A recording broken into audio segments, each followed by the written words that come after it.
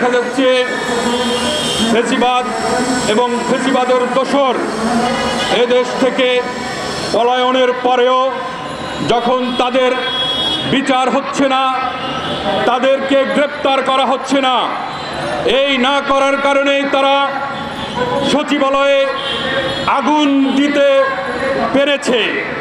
তারা সারা দেশে বিভিন্ন সময় বিভিন্ন উপলক্ষে তারা বিভিন্ন ষড়যন্ত্র করে যাচ্ছে। তারা একসময় রিক্সাওয়ালা সেজে এসে, একসময় আনসার সেজে আসে।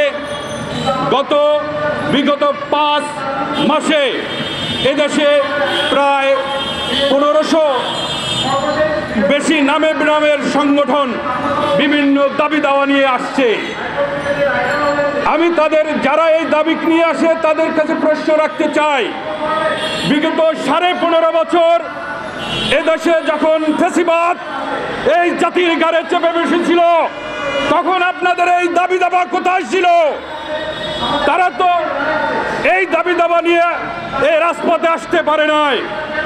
এ কারণেই এই সরকারের কাছে আহ্বান জানাই, একটি রাজনৈতিক সরকার ছাড়া এই সব দোসরদেরকে দমানো যাবে না।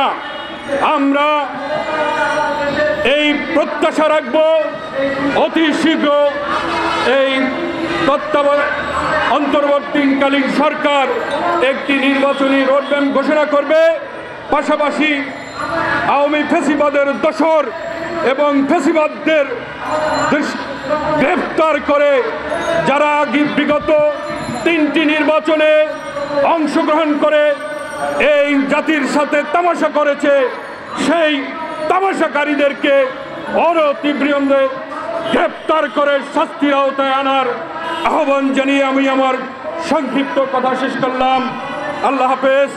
বাংলাদেশ জিন্দাবাদ, বাংলাদেশ কল্যাণ পার্টি জিন্দাবাদ, 12 দলীয় জোট জিন্দাবাদ।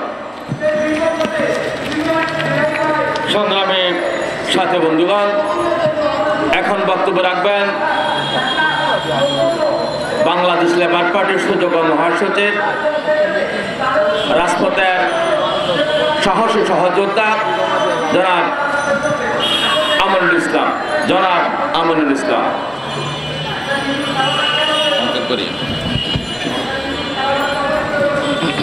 বিসমিল্লাহির রহমানির রহিম। উপস্থিত আজকের সভার সম্মানিত সভাপতি, উপস্থিত আজকের সভার প্রধান অতিথি জনাব